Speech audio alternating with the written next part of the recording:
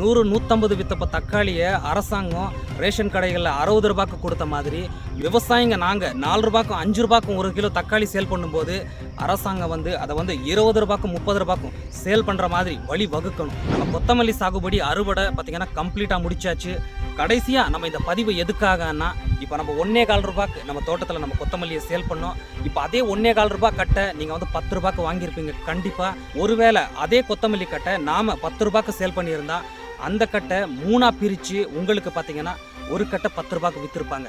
காலகாலமாக இப்படி தான் நடந்துட்டுருக்கு. இதை சரி செய்யக்கூடிய ஒரு கடமை பார்த்தீங்கன்னா நம்ம அரசாங்கத்துக்கு இருக்குது. அதாவது இப்போ நிறைய பேர் நீங்கள் கேட்கலாம், இதை எப்படி அரசாங்கம் சரி செய்ய முடியும் அப்படின்னு சொல்லி. அதாவது நண்பன், 1 கிலோ தக்காளி 100-150 விற்றப்போ அதை ரேஷன் கடைகளில் 1 கிலோ தக்காளியை நாங்கள் 60 ரூபாய்க்கு கொடுக்குறோம் அப்படின்னு சொல்லி அரசாங்கம் கொடுத்தாங்க.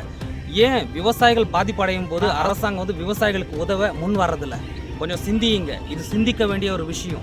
விவசாயிகள் 1 கிலோ தக்காளி 4 ரூபாய் 5 ரூபாய்க்கு சேல் பண்ணும்போது எந்த ஒரு அரசாங்கமும் விவசாயிகளுக்கு உதவ முன் வர்றதில்லை.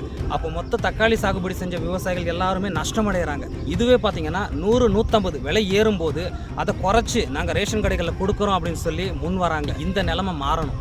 100-150 வித்தப்ப தக்காளியை அரசாங்கம் ரேஷன் கடைகளில் 60 ரூபாய்க்கு கொடுத்த மாதிரி விவசாயிங்க நாங்கள் 4 ரூபாய்க்கும் 5 ரூபாய்க்கும் 1 கிலோ தக்காளி சேல் பண்ணும்போது அரசாங்கம் அதை 20 ரூபாய்க்கும் 30 ரூபாய்க்கும் சேல் பண்ணுற மாதிரி வழி வகுக்கணும். விவசாயிகளுக்கு உதவ முன் வரணும்.